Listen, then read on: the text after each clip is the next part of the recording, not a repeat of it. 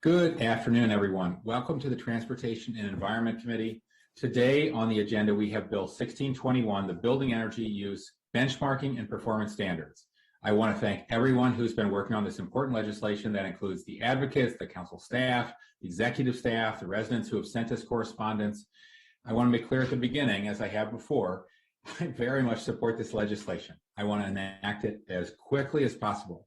But obviously, I have a responsibility to my colleagues as well, and the taxpayers to make sure that this proposed bill accomplishes our goals and is a proper use of taxpayer funds, as I would on any piece of legislation. And I know that's true of my colleagues as well. I'm very much looking forward to receiving the Stephen Winters report. I've heard great things about the work of that firm. I can't wait to see their take on this legislation. I know all of us are on the council are very excited about the report as well and the essential cost-benefit analysis that it will provide for this very complex and controversial bill. The report was promised to us by the summer, and it's been delayed, unfortunately. I believe it's December 9th, and we've been very, very patient waiting for it and proactive in requesting the report. So let me just begin, I guess, by asking Ms. McCartney-Green, have you learned anything about the status of the report?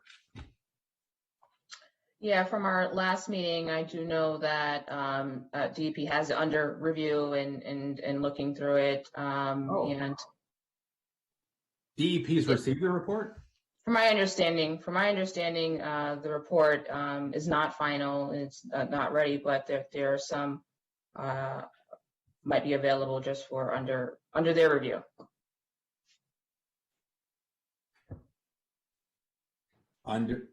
What is their under their review? What does under their review mean? I mean, if it's been sent over, the committee should be reviewing it, obviously. I have not received the report, neither has the county council received the report. My understanding is that they are in receipt of the report and it's still under review. Okay. I'm so glad Ms. Hochberg is here. Do you have the report and can you share it with us, please? Great. I have not seen the report. I have not reviewed it. I believe that a draft has been shared with staff and there were some information gaps that needed to be filled. As well as an executive summary prepared. So I believe that is underway right now. Okay, could you share the draft with us, please, as soon as possible? I'm sure colleagues would love to review it. Can I weigh in here? Dan, sure, go ahead. We're working with the consultant and have been working with the consultant for some time. Our goal is to get the best information for the county executive and the county council and the public. We don't feel it serves anybody's purpose to distribute drafts of a document that isn't final yet. We want to make sure you have the best information to make a decision. We're as anxious to get the final report as you are. As you said at the beginning, this is a complicated subject, and the report is a complicated report. And so it's taken longer than we anticipated, and we are working to get it to you as quickly as possible. Right. Well, I mean, yeah, we have a climate emergency. I'm eager to. We're all eager to move forward. I appreciate your response. I guess I'd say, with all respect, our staff and colleagues, I'm sure here, would love to review it as well, and not just have it in. You know, we've all been waiting for this we're 6 months or so behind. So I want to make sure that that we get the full benefit of Stephen Winters' firm's analysis and not sort of a slimmed down version.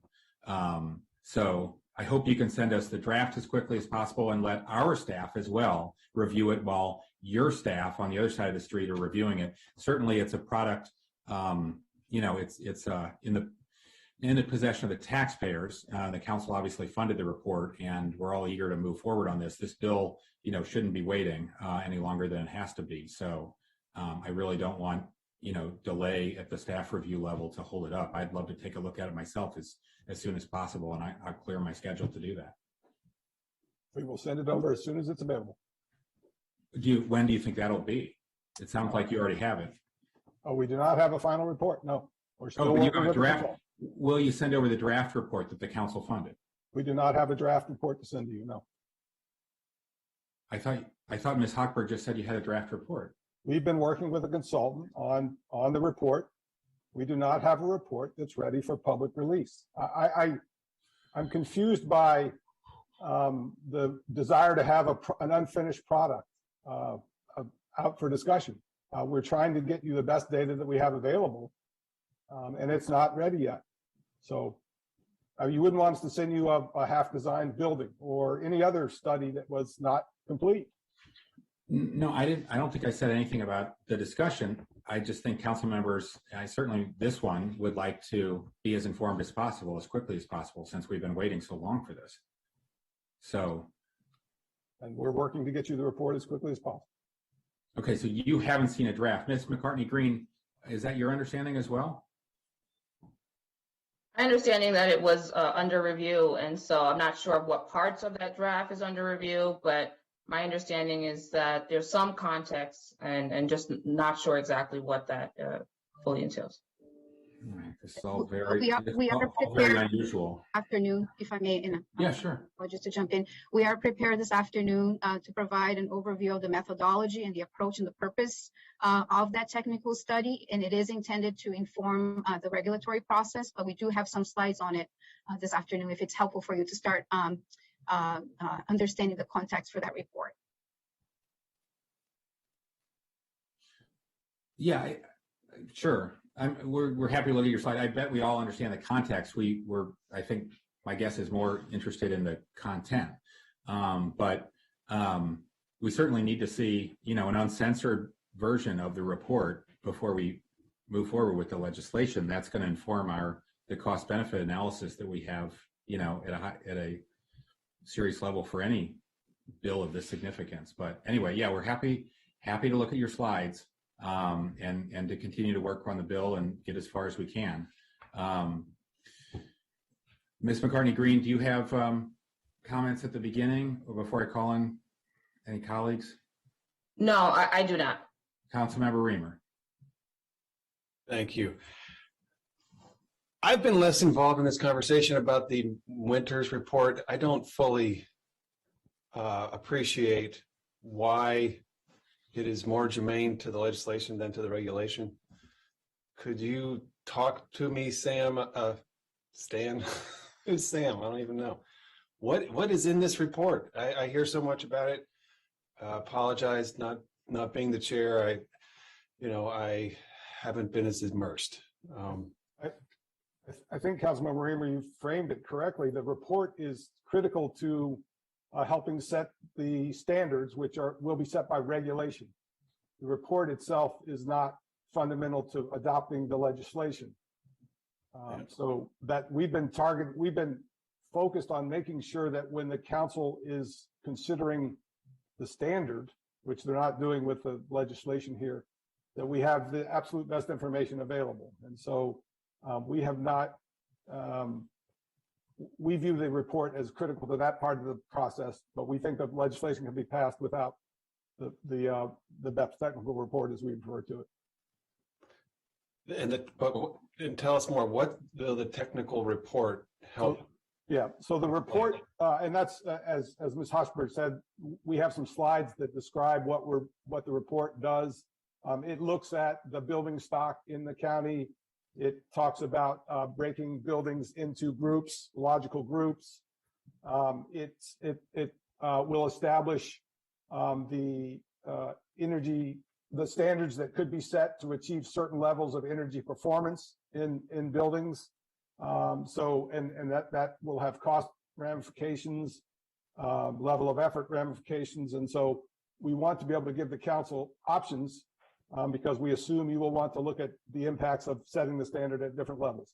So in other words, the legislation says that there shall be various categories that buildings will be distributed into according to their performance. And the report will say, generally speaking, this is what it will cost buildings in these categories to meet various goals, depending on what those goals might be.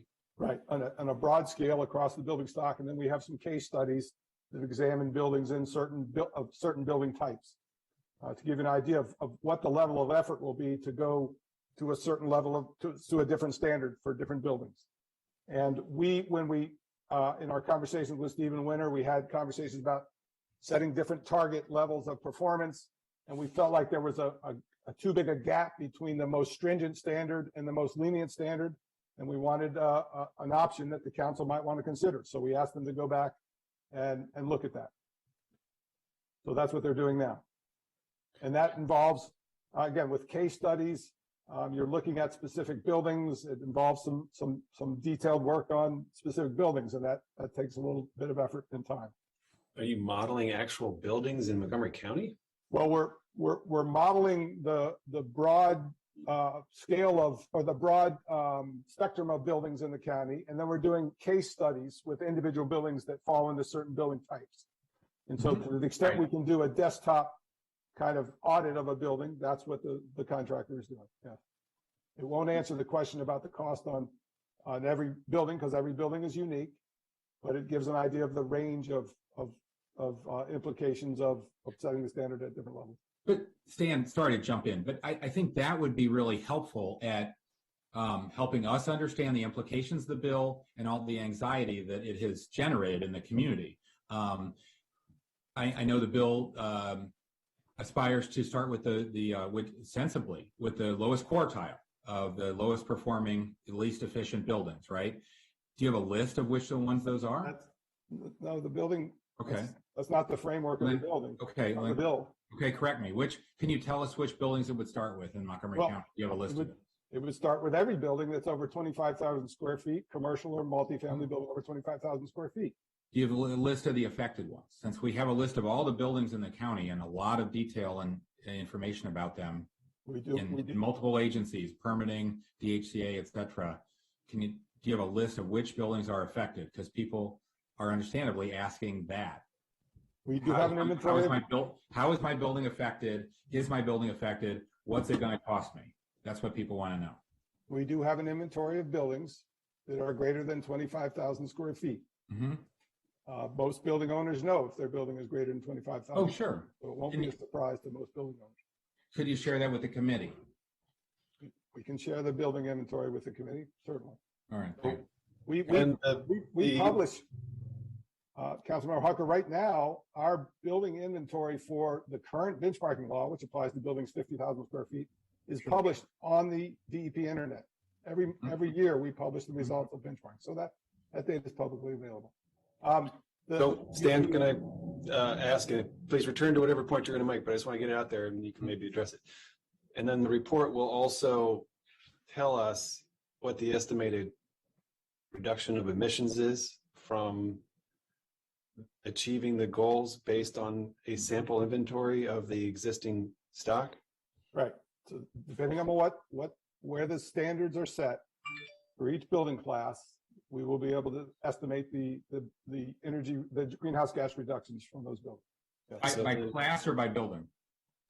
By broad class. Yeah, we won't be able to tell a specific building because every building is unique. Sure. You have to study. Yeah.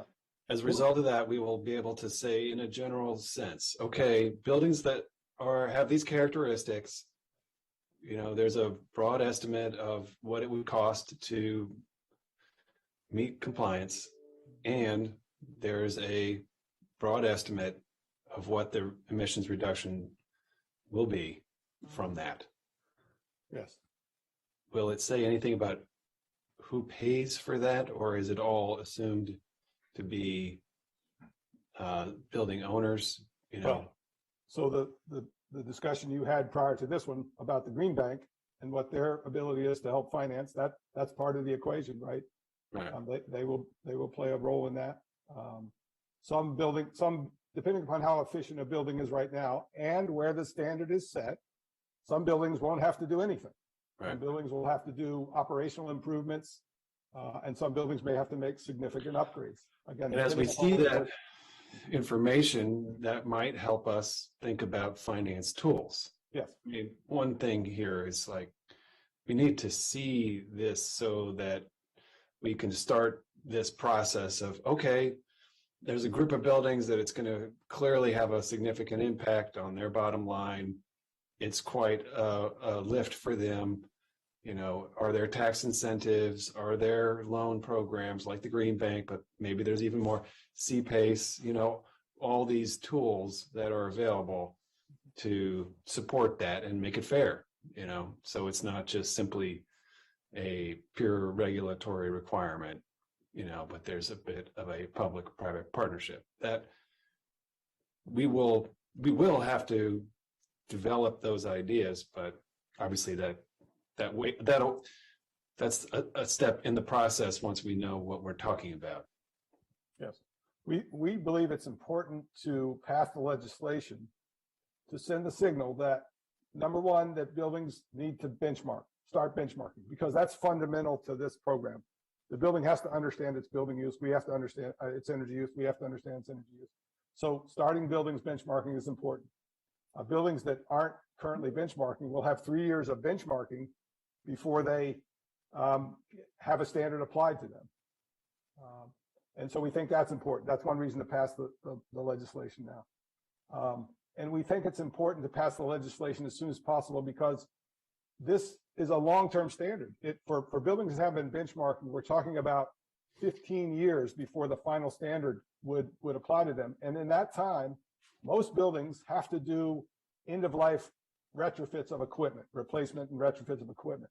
And we would like them to be thinking about that a standard will be in place in the future.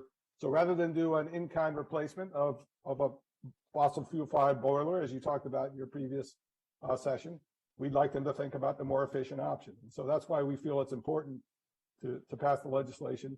We will bring you the data that you need to make a decision about what level the standard should be set at. And that is the work that's being done in the technical report. And DC has passed legislation, although I understood that their legislation was more all in one, whereas ours is a two-step, but they have not actually imposed requirements. Explain to us where they're at in their process. Yeah, so what I'd like to do is ask Lindsay to chime in here. She's closer to what DC's been doing, and she will. And we have a great slide that compares where other jurisdictions are with their legislation regulation that might be helpful visual. But you'd like to present some information? Is that what you're saying, Ms. Oxford? Yeah. Yes, Lindsay has it. As a joke. I'm on it. I am on it. Oh, let me get into presentation mode first. Excuse me. Could I just jump in real quick while Ms. Shaw is getting? Councilmember Glass. So just to level set for everybody who's following this conversation, the administration which introduced this legislation is asking us to hold off on action or substantive conversation on it until this report is shared with us. Is that correct? No. That is not correct. That is not correct. Okay, so what is the situation we are currently in? So as the bill, as originally contemplated, when the bill was introduced, the standard would not be set in the bill. It was never intended to be set in the bill. It was intended to be set in regulations. And so when the bill was sent over, it was noted that the standard would be set in regulation as of June 1 of next year. Now that time frame might have to shift. So we always anticipated about a year-long process before the actual standard was known. What we were doing was setting, and what we still think is the right approach, is to, and this is consistent with what other jurisdictions have done. And Lindsay will show this in the bills and the slides we have here. Other jurisdictions have done the same approach. They've established the framework for the law, and then in regulation, they've set the actual standard. So Councilmember Ream mentioned the district. This is exactly the process the district went through. They adopted the law. The building owners knew that there was a standard coming. They declared their intention to reduce greenhouse gas emissions from buildings, but no one knew what the standard would be. And they went through a regulatory process because, again, this is complicated. To try to figure out what the right target is for buildings is complicated. And they have subsequently come back with regulations that set the standard. That's the exact same process we're doing. That's the same process that they've done in St. Louis, that they're going to do in Denver. And again, Lindsay can talk about this. I do want to talk about the difference between what's in Bill 1621 and what's coming later in regulation, but I think given the conversation, looking at the snapshot that Stan and Adrian have referred to, in terms of jurisdictions that have passed BEPS policies, again, building coverage tends to be defined in the legislation, which is what Bill 1621 has done. If there is an advisory board that is established, it tends to be done through legislation. Through the initially passed legislation. Denver and Washington State don't have that in their legislation, although Denver did have an Energized Denver task force that developed recommendations that informed the legislation. So they did have an advisory board, it just wasn't legislated. Similar to what Santa has just mentioned, the performance metric, the ruler that buildings would be judged against, defined in the legislation, but how stringent that target needed to be comes later in regulation, except for New York City and Boston, where their legislation is GHG based. The target that needed to be reached was based on the emissions from each building. It's a little bit more straightforward to do it when you use that sort of metric, but getting to that metric is very complicated and more than I think that we were able to do in Montgomery County, only because it didn't really suit the stakeholders' intent and what we think we can accomplish here. Ms. Shaw, what's the penalty in New York and Boston? New York City, I think, is $268 per metric ton, and perhaps Emily knows Boston offhand. I think it's something similar. And if not, that's fine. But that's, of course, based on metric ton. Right. We have a slide that speaks to the fines and penalties that we can flip to if that would be useful. If we want to get to that, I do have something at the very end of this, the BEPS specific penalties, which I think is of interest to this committee as well. It came up in work session number 1. The jurisdictions here that say legislation, they have the authority or they in their legislation to have a fining structure that is specific to their BEPS policy. For Denver has a very creative new way that prices the dollar per kBTU you are away from the target, and that's done in the legislation. Washington State also did it through legislation, and Washington, D.C. and Montgomery County don't have it in the legislation. Washington, D.C. came back later and did it through their rulemaking process, which I'm calling regulation here just for ease of digesting the slide. But St. Louis and Montgomery County, who both have the site EUI metric, went out with their regular Class A violation. That's in their law right now. We did the same thing. We said Class A violation, let's keep it simple, but pursue something at the state level that would have something that is specific to BEPS. Right. So St. Louis and Washington at least is just beginning now, right? Yeah, they passed their law before we did, but they did their rulemaking a little bit recently. They came out with Right. They're just beginning. No buildings have been retrofitted. No buildings have been fined for noncompliance. No buildings have been fined for noncompliance. That is correct. I will say that Washington, D.C. just finalized their rulemaking. Right. Their law came out. Their law was passed as part of a large omnibus bill, and then they did their draft and final rulemaking processes with lots of stakeholder engagement, which is what we also plan to do with our regulatory process. And they just passed their final regs very recently. Right. And they also have, right, so they're just getting started. This is still very innovative policy. Yes. It's very groundbreaking and unusual around the country. That's why I'm not surprised there's so much concern about it. And anyway, and obviously in DC, they have state authority that we don't have. I appreciate the 3 words about pending state legislation, but having spent, a decade in Annapolis and more, I just wouldn't count on any state legislation changing anytime soon. So anyway, I think we have to deal with where we are now as much as we advocate for stronger penalties there potentially in the future. But anyway, I don't want to interrupt, but we can move on. This is a really helpful chart. So we have a full slide presentation here. We're happy to go through if that's helpful. We've spent a long time thinking about this law and how and understanding it ourselves and working with stakeholders. And so we've got a presentation that we think helps step through it in a logical way, but we're happy to talk about anything you would like. We don't Yeah, want to. sure. We don't want to hijack the proceedings. Well, just, I know we made you wait, and sorry about that. The last one, I hope you like that last bill that I think is going to make this a lot easier. How long is the presentation? So approximately 20 slides. I'll say that we can go through some of them quickly. Okay. What we believe based on the packet that Blue Dean put together, the meat of the presentation is specific around the selection of the performance metric and how that encourages electrification in Montgomery County. We think that based on our previous conversation and the packet, that's a big focus for this committee. And so we do want to get into that. We do have some earlier slides just bringing the committee members up to speed on what's happened since our last work session, which was about 6 weeks ago.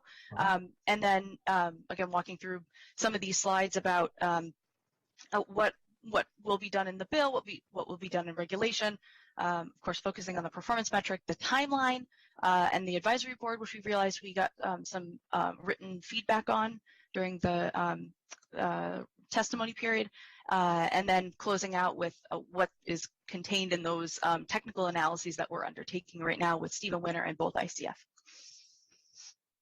So we can cover it quickly if you give us an end time. Sure. If that's okay with my colleagues, who I know have very busy schedules as well. Let me just make sure. If that's okay, yeah, why don't we go through, you think it'll be 15 minutes, 20 minutes? Sure, Hucker, if I could make a suggestion here. Yeah. And Ms. Shaw, if you could probably focus very briefly on the timeline and advisory board and then go right into the metrics and the technical analysis. I think that's more helpful and will help drive our further conversation. Absolutely. I know that Adriana may have had some remarks prepared to kick us off before we got into the presentation, if that's okay. Yeah, that's totally fine. I'll call Ms. Hochberg. Thank you for being here. But also, now it's just coming back to me, since we were talking about Annapolis. So you've already filed legislation to change the penalties in Annapolis? No, we've had conversations with delegates. I think that there's a bill drafting that may be happening right now. So we've had conversations about potentially introducing something. Wow. Well, that'll be late then. It's already December 9th.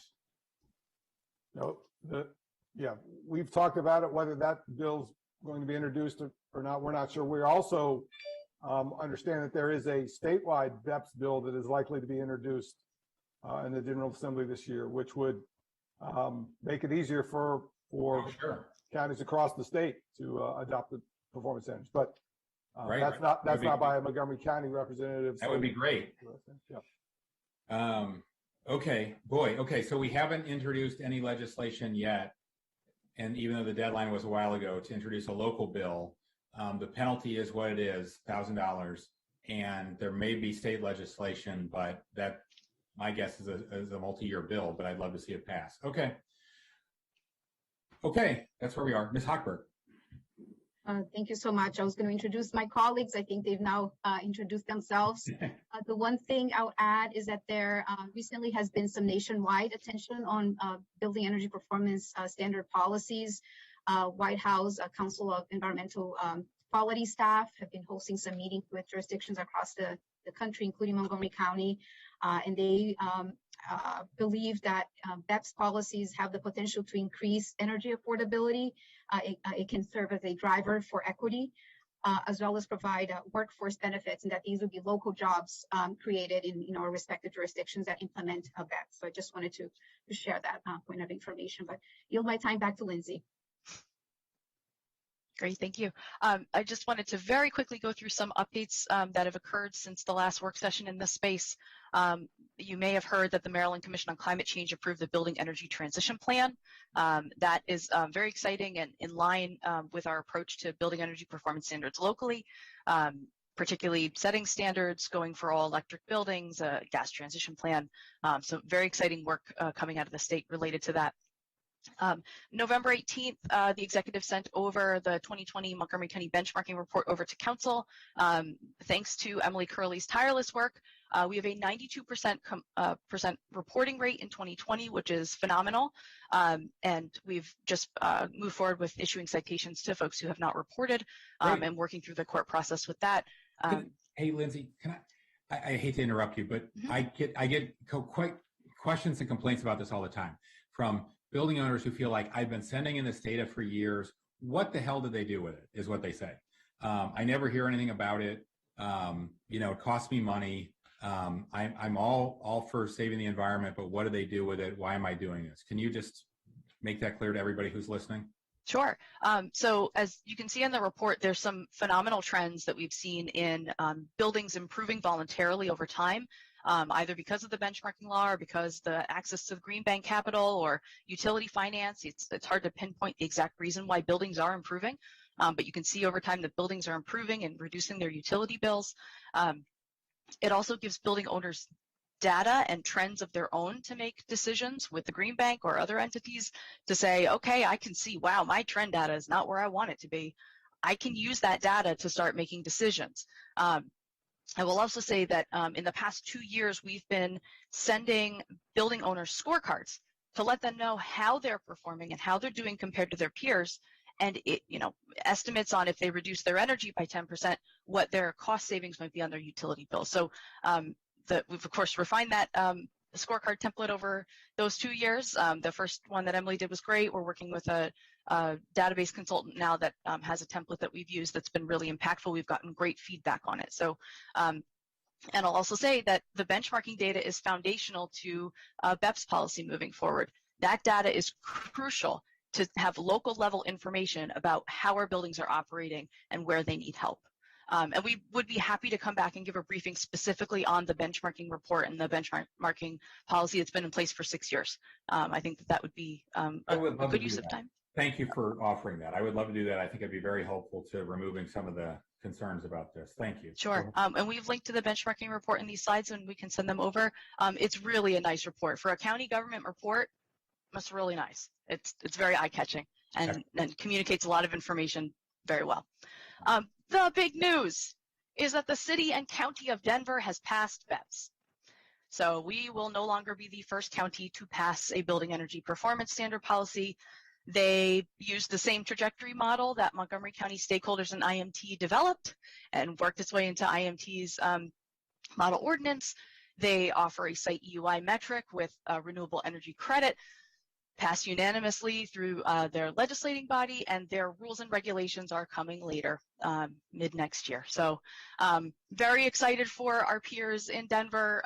We are, of course, heartbroken that we lost that first county status, but we are so pleased that they have put the trajectory model into law. It's a very exciting thing to see.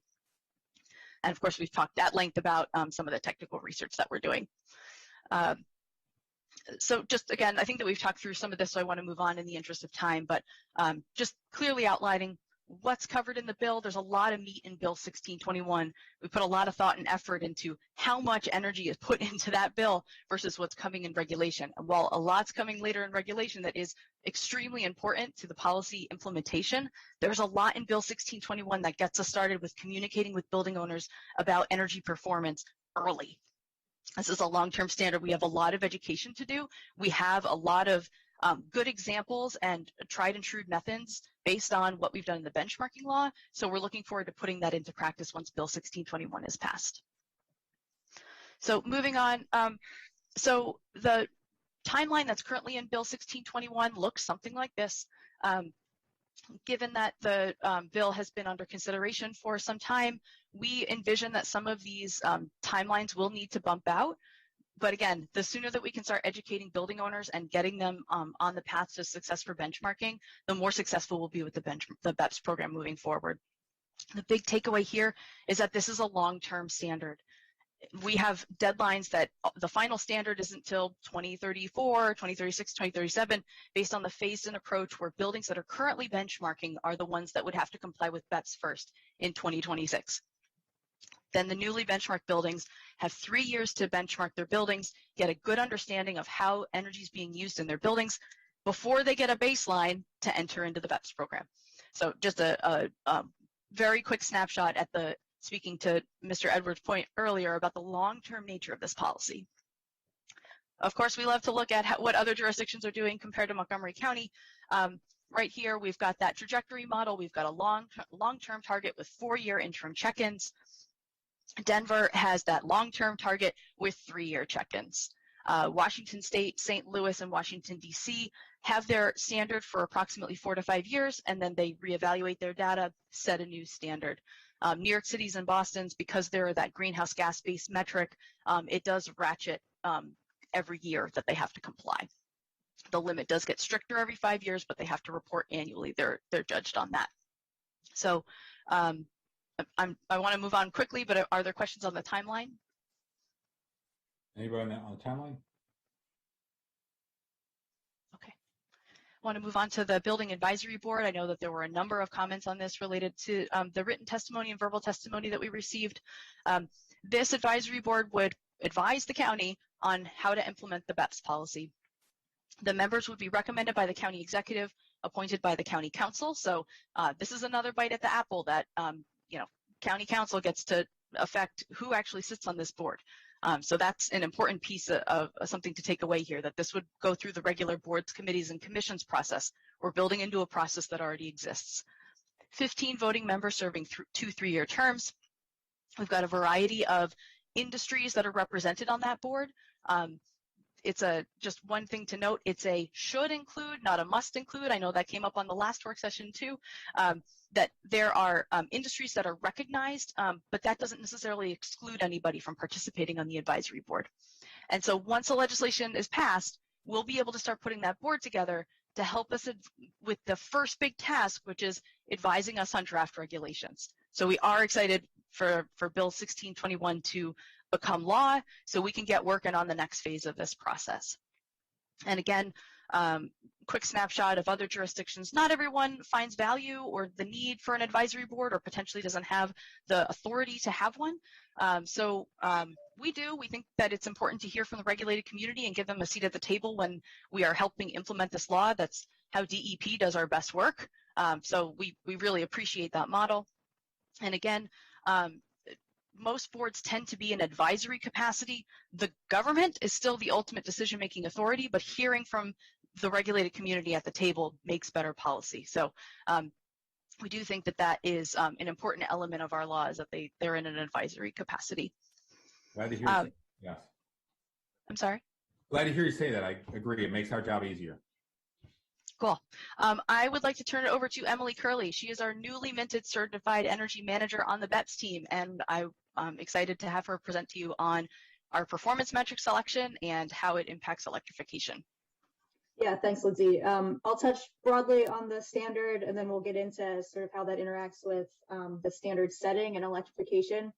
But most broadly, site energy use intensity is the metric by which building performance would get measured in Bill 1621. So what this is it measures energy used per square foot in 1,000 British thermal units, or kBTU, per gross square foot per year.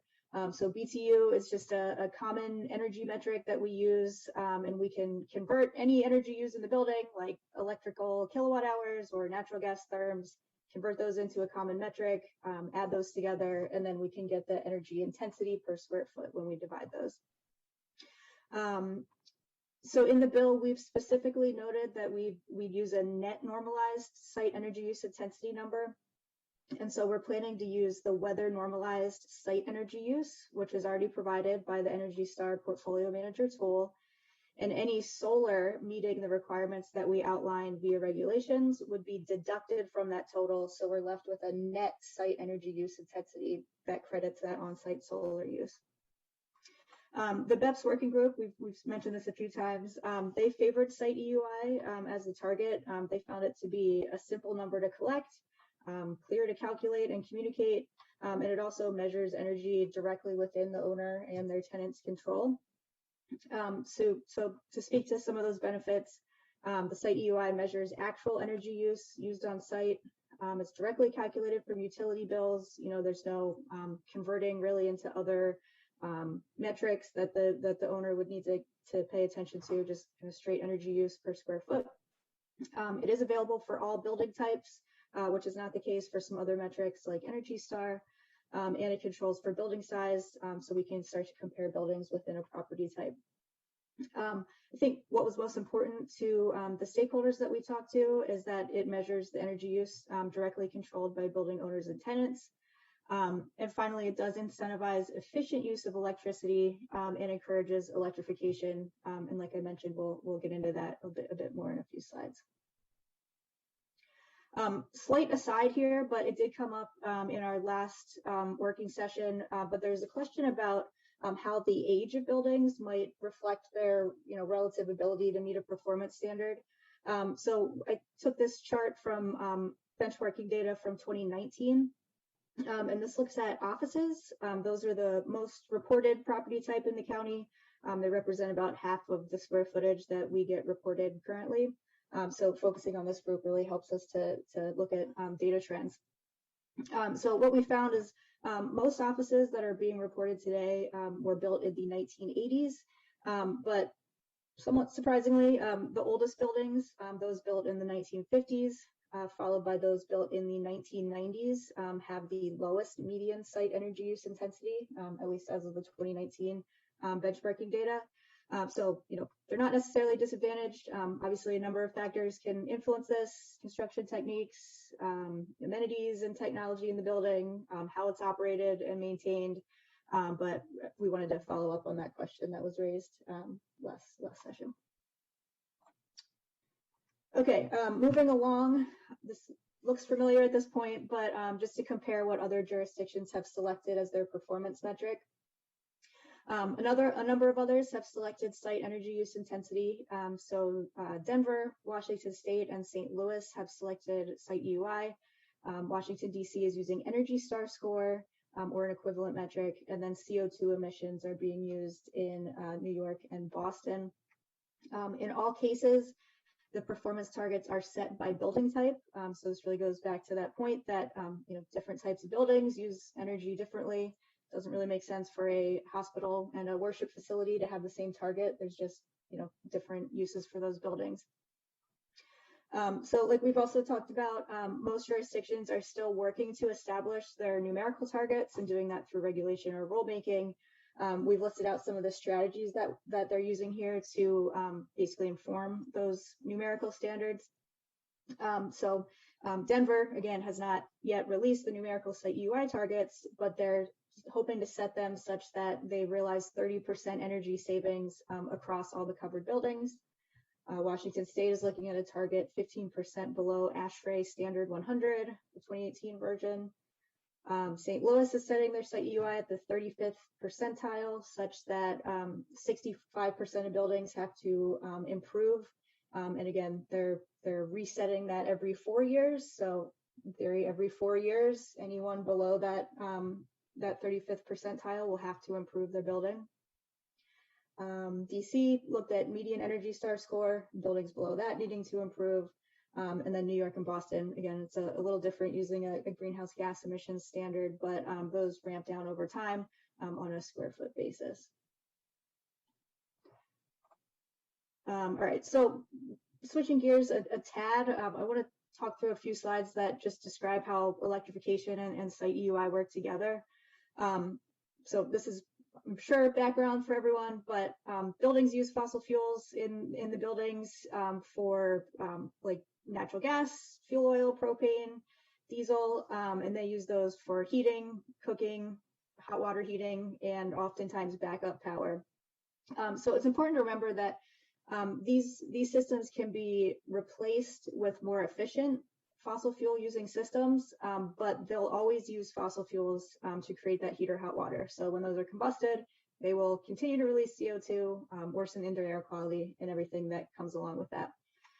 So when we talk about electrification, we're talking about replacing those on-site fuel-fired combustion systems with high-efficiency electric systems that can be powered by the increasingly clean and renewable energy, either at the building or through the grid. Lindsay, Yep. can you go back? Well, actually, Go ahead.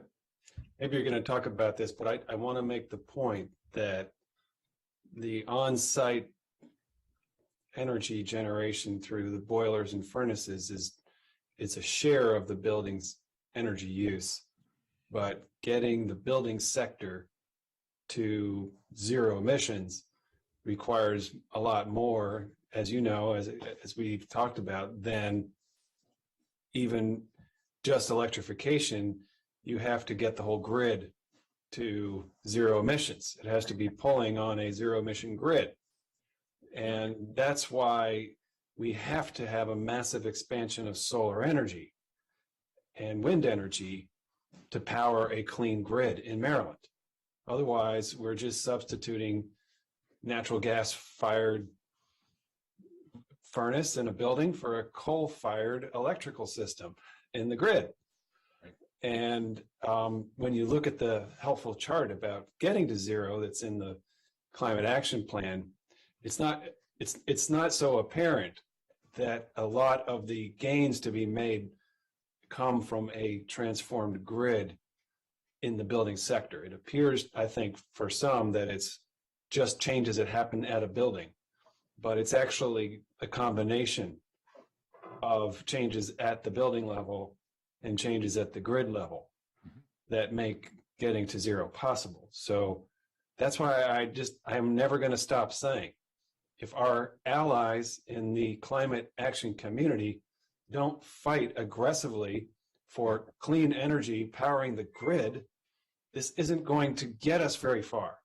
We have to be willing to do what it takes to generate the solar energy and the wind energy to transform the grid. It's absolutely essential. So Totally true. And we need changes in the state law to make utilities actually buy the solar energy that we're generating once we generate it. Councilmember Reamer, one of the things that we'll show in the technical report is that point you're making right there, is how important the grid conversion is to getting the building sector as a whole to zero. And BEPS is crucial because what BEPS does is it right sizes the energy consumption in the building sector so that buildings aren't pulling, so that a clean grid is more possible. Yes. And so reducing consumption is essential, just like getting people out of cars is essential, but replacing gas-powered cars with electric vehicles is how you get to zero. Yeah. It's a combination of both factors. Well, electrical vehicles powered on a clean grid. It's the combination, but you need efficiency to support reduced demand on the grid so that the grid itself can actually be powered by clean energy. These things all go together. I know that you know that, but this has been a learning for me. And so I want to express that learning and hope that it's a learning for others as well. So that's why I made that point. Thank you. Yeah, that's a great point. And I think this next slide gets right to that. So, again, with BEPS, we're trying to, start to move the needle on some of the things that building owners can control within their building, right? So that's efficiency, electrification, and, to an extent, on-site solar generation. But if we zoom out, we know that some buildings today, like multifamily buildings, do contain substantial amounts of on-site combustion. So those will be more challenged to reach net zero emissions. Again, those combustion systems use fossil fuels. So, in the chart here, we see a typical multifamily building. This is from DC, just since we're lacking multifamily benchmarking data, but we feel they're similar. Gets more than half of its energy needs from fossil fuels. On the other hand, we have other sectors in the county, like office buildings, that are substantially mostly electric today. So those would have an easier time achieving carbon neutrality as the grid gets cleaner. And to your point, Councilmember Reamer, in both cases, further improving the electric efficiency in both of those scenarios helps to ease the burden on the supply side. It can mean that renewable systems are right-sized, or just and kilowatt goes further when you're using those systems efficiently. Okay, so now kind of bringing it together between electrification and site EUI and how they interact. Another benefit of using site EUI is that it favors electrification in all scenarios, regardless of the efficiency of the electric technology. Just at its core, electric equipment operates at a higher efficiency than fuel-fired equipment. So this chart here, just want to take a second to walk you through that. This is from the EPA, and it shows site energy use intensity in a hypothetical 100,000 square foot building, and it shows the impact of different heating technologies. So the x-axis here is the heating degree days, or how much heating is needed in a year. So starting from the left at 0, that's a more temperate climate, so they need no heating. And then on the far right is a very cold climate that needs a lot of heating. And just for your reference, our region's usually in the range of 3,000 to 4,000 heating degree days, but the trends stay the same in any climate. So what the EPA shows here is that site EUI is highest if the building uses a low efficiency gas boiler, as you'd probably expect.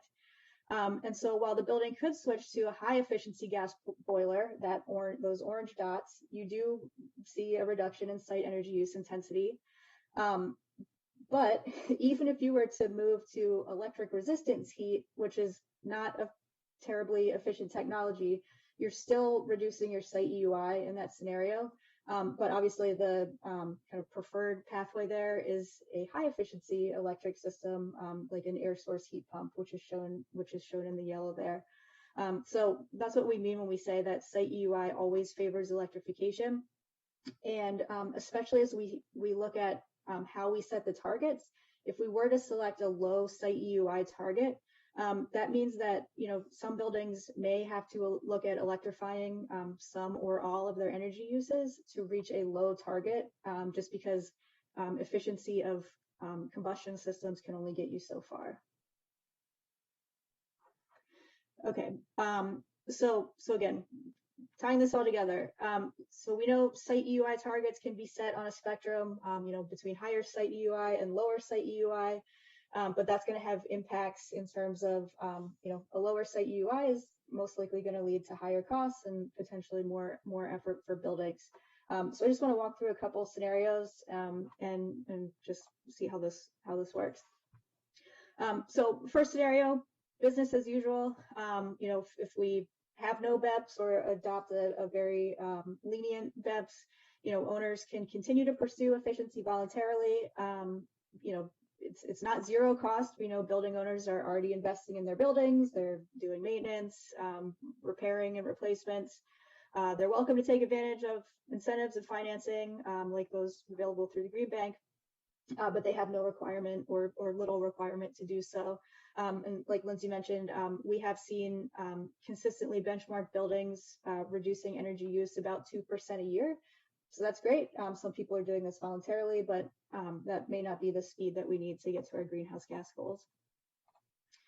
In the second scenario, we can look at a site EUI reduced, somewhat by improving energy efficiency of both existing electric system and existing gas systems.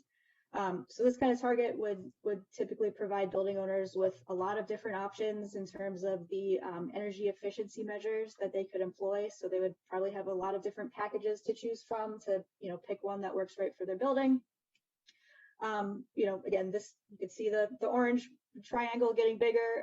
This target would definitely have costs, but it might have a quicker payback since in this scenario, electrification isn't always required. And electrification, I think you heard on your last meeting, does tend to have more significant costs associated. Obviously, the downside here is that setting a kind of midpoint target through energy efficiency means that buildings might be able to still have fuel-fired systems in the building by 2035, and again, those are locked in over time. In the third scenario, there's really a technically feasible limit on how low we could ask buildings to reduce. They're still going to be operating, using lighting, heating for occupants, but there is at some point a technically feasible limit on performance through a combination of efficiency measures and electrification. And so choosing this kind of target means that the options are sort of narrowed for how a building can get there, but it does require electrification to get to that point. So, again, there may be higher costs, potentially longer payback looking at these electrification type measures. But on the other hand, the benefit is that by 2035, buildings, again, as they're going through their natural kind of equipment life cycle, may be already replacing with electric equipment and set up as, again, hopefully by 2035, our grid is in a much better place. And between these, there's obviously a target could be set anywhere along this spectrum. Just understanding that there's a limit at the bottom to how low buildings can technically, realistically go. And also at some point there is a cliff between, you can get all the efficiency out of your building with those gas fire systems in place. And there's sort of a cliff at some point that, one or more systems have to start being electrified.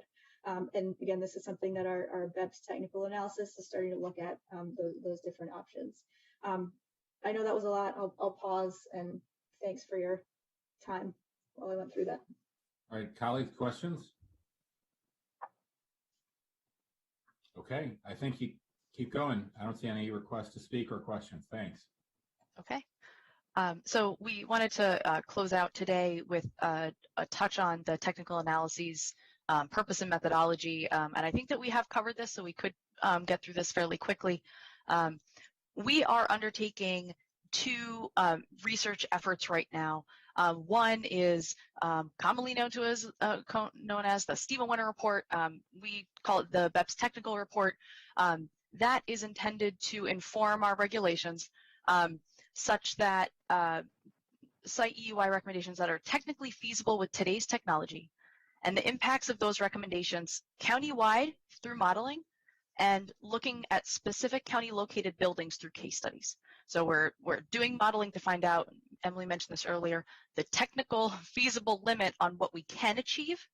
And of course, there is a variety on that spectrum of where we can set that standard. And Stan has mentioned this before, we can set a very lenient standard through regulation, or we can really go after our climate reduction goals and go after, that electrification requirement that Emily mentioned at the bottom part of that screen there. We are also looking at the law itself mentions credit for on-site solar. The county executive feels it's important to use this policy to incentivize additional on-site solar installations right here in Montgomery County, and wanted to use this policy to make that happen. But that is, of course, easier said than done because the landscape of solar is very complex, vast, and varied. As the Green Bank will tell you, there's a number of different ways that you can approach a solar installation. Ownership, rec retention, how much is sent to the grid versus how much is used onto the building. All of those are extremely important things to evaluate when considering a credit. And so we're working currently with ICF on what those options are. We're convening stakeholders next week to start, and then through beginning of 2022 to get their feedback for you all. What is important to them when a standard is being set? So again, to inform the regulations later, but making sure that we're hearing from folks that this bill will impact. So as these reports are finalized, we are in the process of either actively working on them or in the process of finalizing them. They will be shared with the public, and we'll gladly come back, obviously, to brief the T&E committee and the full council on the full findings of that research. In the meantime, we did want to start sharing the purpose of these analyses and the methodology used to develop the research. So Stan gave a very quick overview of this before. Please stop me if it's dry or Hey, not. Lindsay, before we leave that topic, Sure. when is your meeting with these key stakeholders next week? Or It's next week. Please, will you invite me and the other committee members? Sure, I'll make a note. Yeah, that would help. We wouldn't be able to all attend, of course. No, I understand that, but We send staff, yeah. just in case, I would like to be there. I'd like to send staff if I can't be there.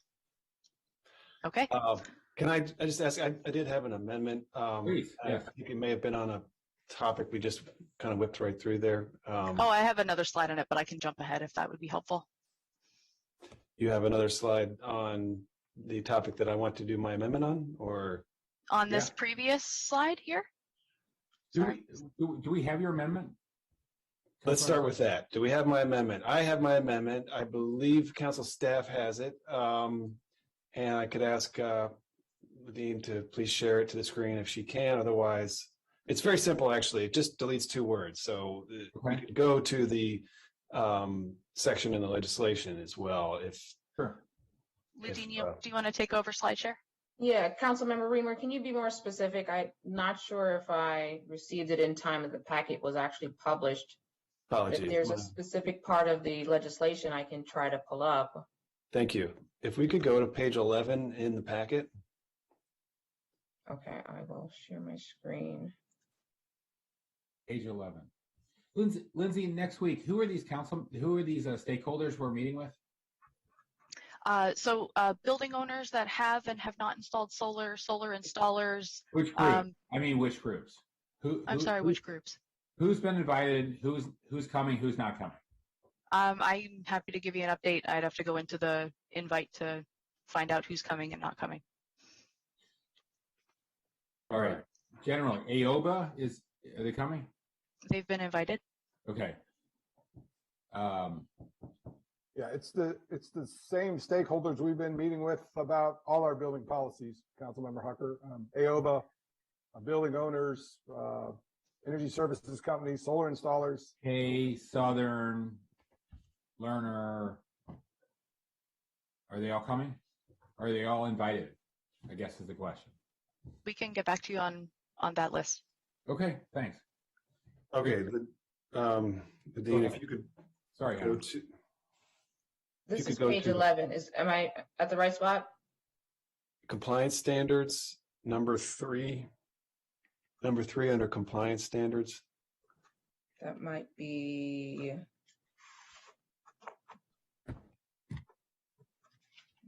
It's easier for me to find it here. On The line, yeah. Let me ask my staff if we have the line number for that.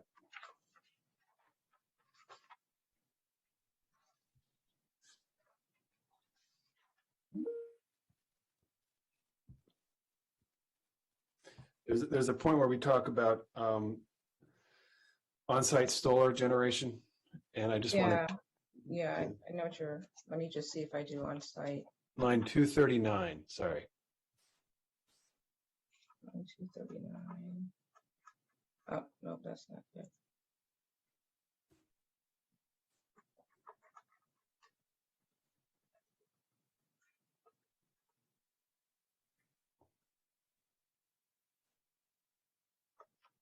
Okay, here we are.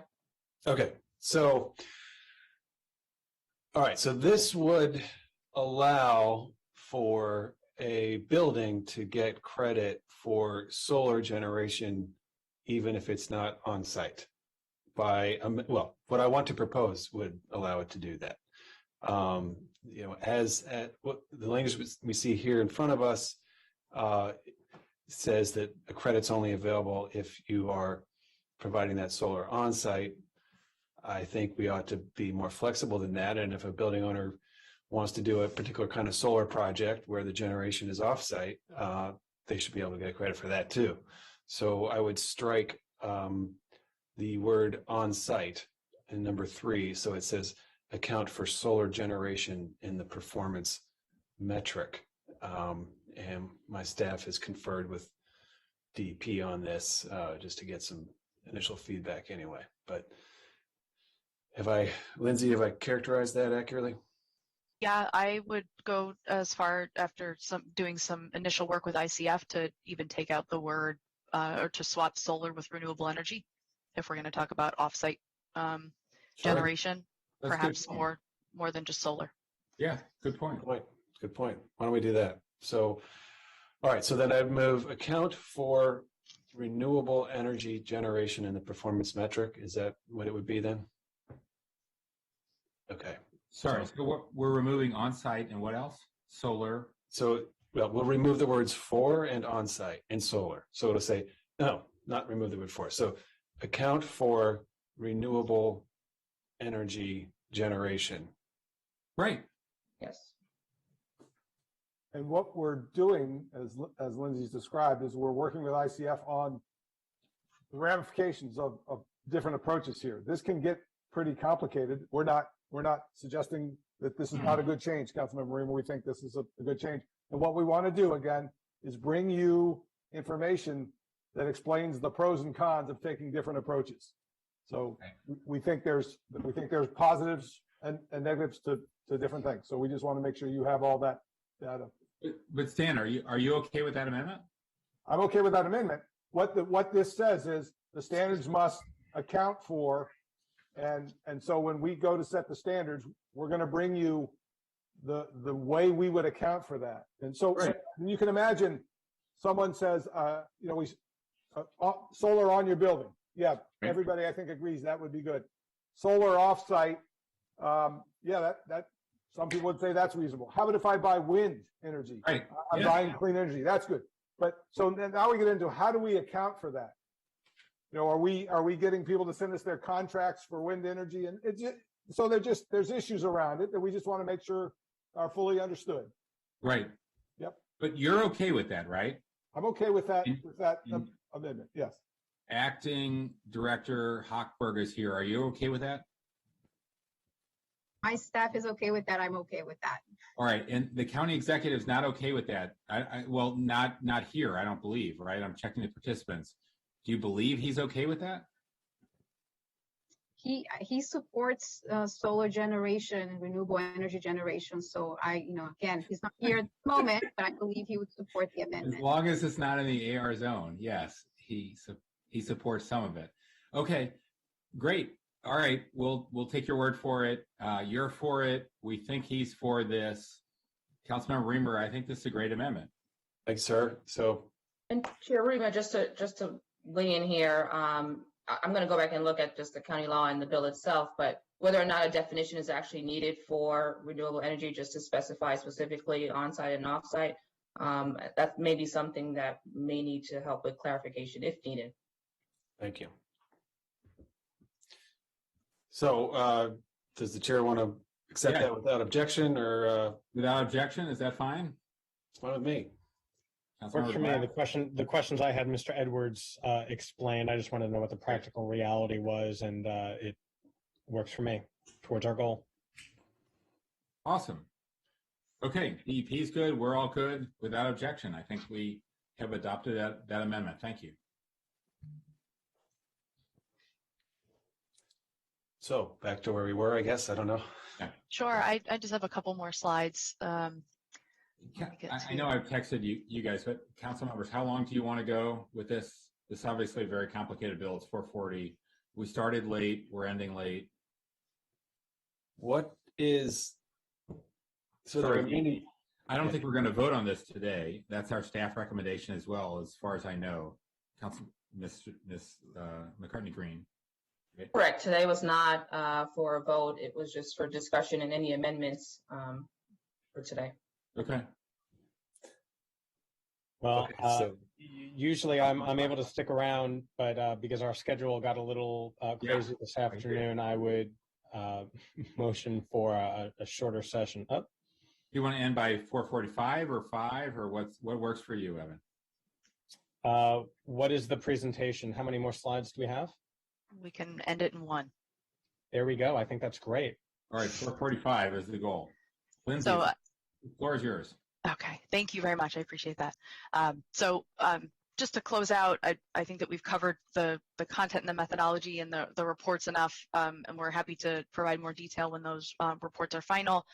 Looking forward to sending you all an invite to the stakeholder discussion, teeing up the conversation about getting stakeholders input on solar, renewable energy, amendment that's been approved. Okay.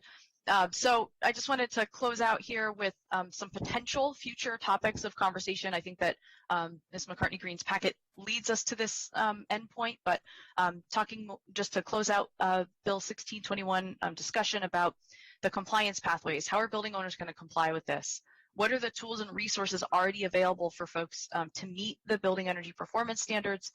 And then, of course, giving a snapshot into the regulations preview, what's actually going to be in those, and some decision points for you all that I think that the packet lays out pretty well the specific decision points that will help us move forward into crafting regulations that look more like what you all would like to see, including what the actual standards are for each building type, the building type groupings, considerations for renewable energy credit. So with that, I'd love any other thoughts that the committee members have about our potential next work session, and whether there's other topics on here that you would like to see. Committee members? I'm not aware of any unaddressed items at this point. I know it's really complex.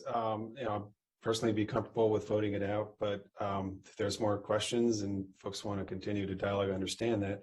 But I think the general point here that this is enabling, and then the real hard part is going to be the regulation, which is ahead of us. Let me just clear that up. Ms. McCartney Green. I don't want the public to be confused. Enabling legislation, as I've always understood, as something that is passed by a higher level of government to allow a lower level of government to take some action and not prescribe that action, right? So the state passes innumerable numbers of enabling bills to allow the county, if it chooses to, and municipalities to take some action. Is this enabling legislation, or is it legislation like every other bill we have at the county level that leaves many details to regulation, but doesn't prescribe these details in the statutory language? So this is enabling legislation where there are some delineations for the county to make, and some of it will obviously relate or resort to regulations. So I would say your first. Maybe authorizing legislation. I mean, it creates powers, right? That's sort of what it does. But then those powers actually can't be implemented without a regulation that we must approve. Correct, the standard part of it. So the standards are not, that's what's not delineated. There are some discussion about the building coverage and, what should be there. And so there might be some amendments on those that we've received from the public or from advocates. And so that can be under further consideration as well. And will that be method 2 regulation that we're receiving? Correct. Yes, it will be method 2 where the council would have to approve or deny the regulation. So that'll be pass fail. Right. And we won't be able to amend it. And if we have to amend it at all because of any concerns by our committee members, it'll result in further delay, right? So, well, let me just say, it's going to be a mammoth project, and we're going to get. It's probably it could be one of the most complex pieces of regulation we've received in a really long time at the committee, and it's going to take multiple sessions. Yep. And at any point in time, where if we say as a committee, hey, we're not comfortable with this, then, the regulation can't move forward. So there is a great deal of negotiation ahead of us, or I should just say policymaking ahead of us. And, that's really where the decisions are going to get made. And I wouldn't want anyone to think externally that, what's going to happen is we're going to get a regulation and it's going to be on the consent calendar and approve it, because that's just not the way this can work. But it's such a complex piece of policy making that we need the technical team to devise these regulations over many, many months of detailed work. And, so that's the process. No, that's right. But I have no objection to sort of passing this, but we give up our, we give up the scalpel, and we have to only, apologies. We have to resign ourselves to only the meat cleaver in the future if we want to change the regulations going forward, right? So we'll get regulations from the executive branch colleagues, and we will say we hate them all or we love them all, and that's it. Yes or no, pass, fail. We can't change a single word or a comma. Wait. Let me just finish. Okay. So it's just, I think we agree on the goal. The question is just the approach. And given the delay in this bill to begin with, I'm not sure I want, it makes sense to address additional delay in the regulation. So I want to make sure we get a regulation that everybody's comfortable with so we can move it because we all agree on the need to move forward. So I could do either one, today, but I think it's safer to say we've learned a lot today. We really appreciate the presentation. We should receive feedback from stakeholders, whether the business community, the environmental community, whatever, and expect to pass it quickly at a future meeting and then pass it through the full council. We could bring it to the full council in the alternative. We could bring it to the full council with a stipulation, but then we have to, that we're going to take all this up, but then we have to educate six council members about all this that we've already learned. And, that's a challenge. As we've seen on the Thrive proposal. So I don't know. My guess is it's easier to say we're close to the finish line. Let's get our questions answered. Let's give our stakeholders a few weeks to bring us concerns. Let's get the draft version of their winter report, or ideally whatever updated version we can, so we know the cost benefit analysis. And then let's move forward quickly at a meeting that could, immediately precede a council meeting.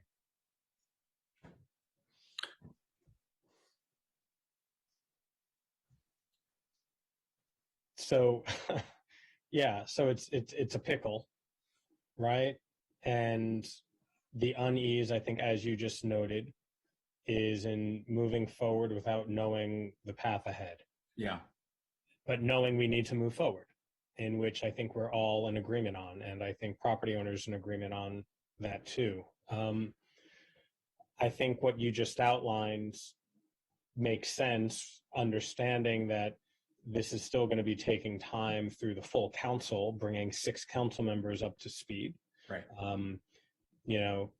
There have been a number of times when this committee has put things through the full council, and it has taken a while to get through full council. I suspect this will be one of those pieces of legislation as well. So I'm comfortable with the path that you just outlined. Holding with the stipulation that we receive some feedback, we create the expectation we're going to move this, we'll get the winter report, and we'll move forward absent any huge red flags that we hear. And, sorry, Ms. McCartney Green, I know you have an opinion on this. You've put a lot of thought into it. What's your thought on whether we should move forward or whether we should do our, yeah, go ahead. My humble opinion. No, I think it's a lot of material and it's a lot of content, and we've done our good job of kind of going through the material, digestible chunks.